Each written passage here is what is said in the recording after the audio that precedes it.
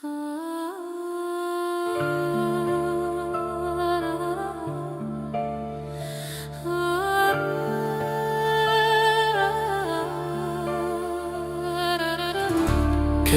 lale çave teyreş Acilek berda dilimini geç Evçen sale ezli tednerin Duhuynu xeyalım nabit edibim Şarım dikim bejim Leni karım ve şehrim Özde ezdikim jicanu dili xwe peştir Xorto delalo sebra dilimin Min jî hîs dikir evîna telba min Dema tu borî dilê min dilerîzî Çavê min li rêbûn kengî tu yê bibêjî Gotina tero buya dermanî min Ez jî ji te hez dikim tuyî evîn û jiya min Ah evîn evîn evîn evîna şêrîn Çi xas ve şartî bû di dilê me her duyan îro eşkere bû dinya li me bû bihişt Destê xwe bide min em herin ber bi pêş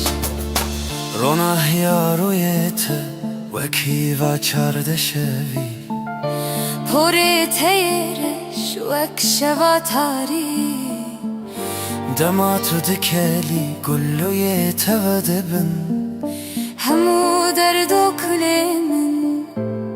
ji bîr diçin Tu bûyî taca serê min şahbanûya dilê min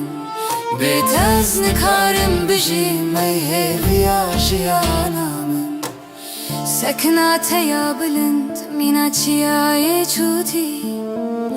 Dengê teyê zelal wek hava çemê xaborî Tu merxas û egî di sitara pişta min Baweriya min bi te tê tuyî merê dilê min Soz beştere canê min ez ê her bi te re bim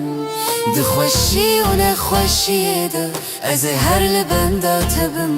Ah evîn evîn evîn evîna şêrîn Çi xas ve şartî bû di dilê me her duyan îro eşkere bû dinya li me bû bihişt Destê xwe bide min em herin ber bi pêş Em ê ava bikin malek ji hezkirinê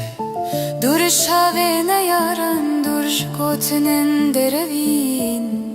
Zarokên me bibin fêkîn vê evînê Navê wan em ê deynin stêr koroj û hêvî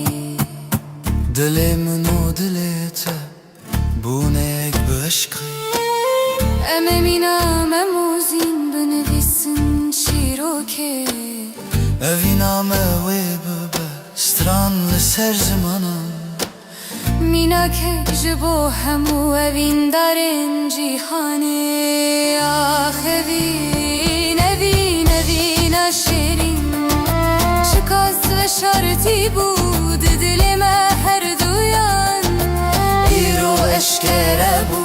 dinya li me bû bihişt Destê xwe bide min em herin ber bi pêş Hêvî dikim efsran bi dilê te be Ma tu dixwazî ez li ser mijarek din stranekê binivîsim Hevîr hevîr